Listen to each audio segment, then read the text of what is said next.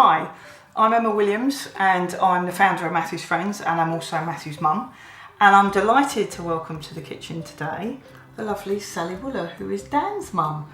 Sally and Dan are under the Matthew's Friends clinic at the moment, and Sally's son Dan is currently on the Ketogenic Diet. So welcome, Sally. Thanks for coming in and having a chat with us. What I wanted to basically ask you today is basically Dan's story. When did Dan's epilepsy start? When he was 9. So you had a long gap with kind of nothing going on, or absolutely nothing, and it Wow. hit us at 9 one night in the middle of the night. and was it a full blown It tonic was, clonic? yeah.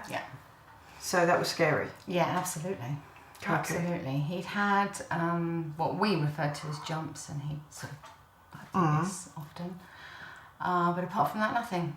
And he'd woken up the night before screaming. Right. He'd woken up one night screaming. I got him back to sleep.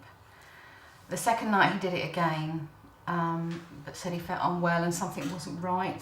Mm-hmm. So we did call an ambulance, got him into hospital, they checked him all over, said he was fine. We came out at 5 o'clock. He had tea, was okay, seemed perfectly fine. Mm-hmm. Went to bed, and it was probably about 1 o'clock in the morning. That, I don't know, there was no noise, there was no scream. I just jumped out of bed and he was having a Something was wrong. Yeah. Right. So did it start with a pattern then? Did it carry on? Was there gaps? It did carry on. We ended up staying in hospital for 2 weeks. Mm-hmm. And his seizures came at night. And I think the second night they decided that it was epilepsy. They were going to put him on some drugs, which they did. Mm-hmm. And on we went. The story began. Right. And how long was he on the drugs for before you started looking for something else? And what effects did they have on Dan? They calmed him, actually, his first Yeah. drug. His first drug was carbamazepine. They calmed him. I was frightened every minute he was going to have another tonic-clonic seizure. But we went on for about 3 months without a tonic-clonic. We Okay. had the odd startle seizure, but very small. And then after 3 or 4 months, we went back to the specialist for our appointment, and I said, you know, it's not stopping these other seizures that he's having. Yeah. And gradually those seizures got worse, Okay. and he'd fall to the floor. So then we went on another drug. So was that in addition to the one he was on, In or did it addition. replace it? No, So in he was addition. straight on to another one. Yeah. Okay. And then that particular drug made him feel very unwell. He talked in his sleep a lot. He said he felt he felt like he was going to die. Right. So we swapped that one for another one, and continued on for another 6 months when things got bad again. And then we added another drug, and so it went on. And we were up to 4 drugs, Okay. 4 different medications, and nothing was working. Right. And things weren't getting any better. He was becoming more ill, not being able to attend school,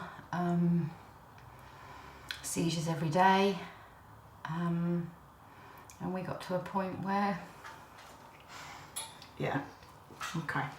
we were desperate. I know. He had homeschooling. We couldn't get out of the house without him having a seizure of some sort. And clusters of seizures came as well, which is another additional thing, mostly at night and also in the day. And that's when I came to you. I actually remember getting the telephone call from your doctor as well, saying we've got somebody and we can't get the diet. Can Matthew's Friends take them? And I just turned around and said yes, obviously, because we'd heard about Dan. And that was the beauty of having our own clinic, because there wasn't the waiting list, and if there wasn't any local service available, we could say yes. So I remember you coming, and you were in the capable hands of Valence. So absolutely, yes. And still are. Angels, yeah. Yeah. So good. I'm glad we were able to help. That's what we were set up to do. So obviously you then came along and had your education. You were with Sue and you met the team and everything. So we're going to sort of move forward to the diet, and you can be brutally honest, because I remember what it was like when I first started the diet, and I was like, my life is over. I am never going to be out of the kitchen again. What the hell is this? I don't understand it. It is. It's very daunting when I'm also no cook. So for me, it was one. It was a bit tense. So, in all honesty, in the beginning, how did you find things? How was Dan towards this concept of the ketogenic diet? Well, it was 2 years ago. Yeah. Dan has autism alongside his epilepsy. So at the beginning, it was something new to try. He wasn't fazed by it until we started it. He was... I think he was so poorly at that stage. I mean, we were, as I say, we're having homeschooling, not accessing school, not being able to go anywhere, missing out completely on life. Both of us. Well, yes, it does affect the whole family. Yeah, so, he was up for it. We, at that point, we'd have done anything. Yeah.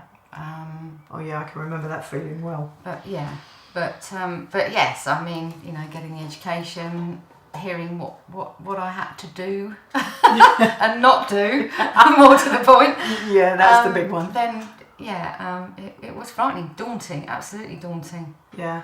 The fear of getting it wrong. Yeah, that's a big one actually. When you're looking at it, I remember I reweighed and reweighed stuff, thinking, did I do that right? I can't remember. I need to check it. Yeah. And it felt like you were hours in the kitchen doing these small little meals because you were so. I was hours in the kitchen. Yeah, so was I actually. It wasn't good in the beginning.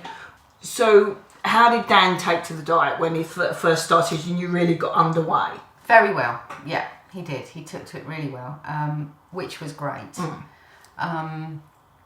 He often asked for pizza, so then we'd call Mo and say, have you got a pizza recipe? And, he's a teenager now, so he wants all those things that all the other teenagers are having. Yeah. Initially, he was very good. We did get to a stage where he wasn't so good. Yes. Yeah, we have had some bumps in the road with Dan. But for both of us, I mean, I knew from the beginning, literally within 3 weeks, that something was happening. His teachers had said his concentration was different. His cognitive skills were different. I asked Dan himself, and bearing in mind communication can be difficult, how he felt. Did he feel any different? And he said, yes, my head doesn't feel fuzzy. And for me, that's that brilliant. was all I needed to know. Yeah. Alongside what the teachers were saying and alongside what I could see. I could see something was happening, although his seizures were the same. But in other areas, which I wasn't expecting. So all I was concentrating was on the seizures. Yeah. This is going to help his seizures. And had no thought of anything else. So basically it had the quality of life effect first. Gosh, absolutely. Okay. Absolutely changed for us. Okay. Well, that's brilliant by a long time. I know with Matthew's quality of life was amazing. So tell us a little bit about the bumps in the road along the way. Right. He's been on the diet a while now, so we've had bumps with Dan. Yes. And what were they and how have we got out of them? Huge bump at the beginning. I think we started the diet in August. Yeah. In October, he went into hospital. Don't know why, of course. It's just one of those things. The seizures got worse. I couldn't control them. Used the midazolam. It's all impossible. And he was taken into hospital. And up the ladder we went to try and stop the seizures. And we got to a point where, they were going to introduce me to the anaesthetist, shut him down, take him up to Evelina. We managed to escape that. And eventually got out of hospital. We went up a little bit on some of the drugs, which of course isn't the aim when you go onto the ketogenic diet. No, but we have to do what we've got to do to get things stable and then look at it. Yeah. But since then we've managed to come down off the ones that we went up on. Okay. And since that time... Okay, we're all touching everything around here, but literally everything. He has not had an emergency visit to hospital and he has not had to go up on his drugs.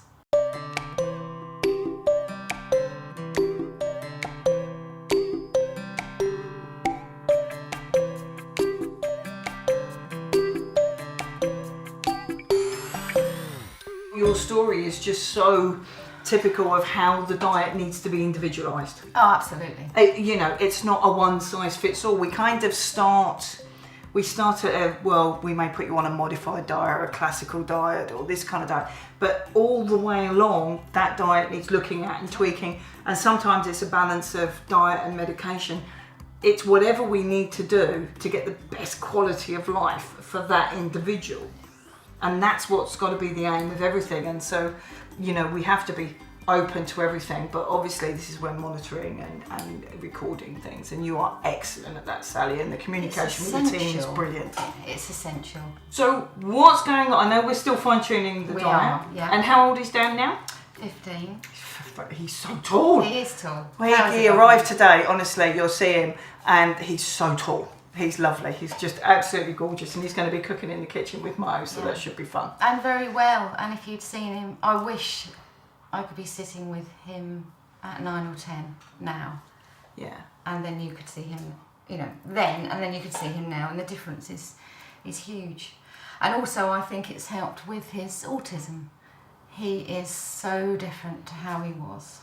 Well, he's a superstar, and he's certainly a credit to you. And I'll shout it from the rooftops. We wouldn't be where we are now. Oh, don't, because you're going to set me off. We wouldn't know. And it's hard work. There is no way in a million years, and I'm so lazy in the kitchen, there is no way in a million years I would still be on it if I didn't think it was helping Dan have the best quality of life he can have. What's your biggest piece of advice for people maybe looking at the diet or struggling at the moment, and maybe where you were at the time when Dan was going through a bad patch and there were...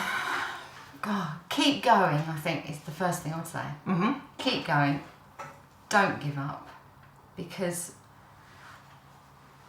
it brings something. Dan has seizures every day still. Mm-hmm. But we keep slogging away because it's giving him quality of life. He's able to do sport, which he was never able to do before. He's able to access school. He's able to concentrate.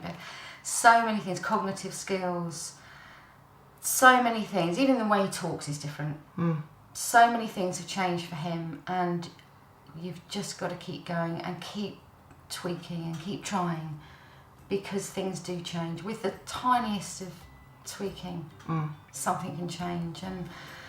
And yes, it is hard work at the beginning. Yes, it's really scary. Take it from me. I just wouldn't be without it. Just wouldn't be without it.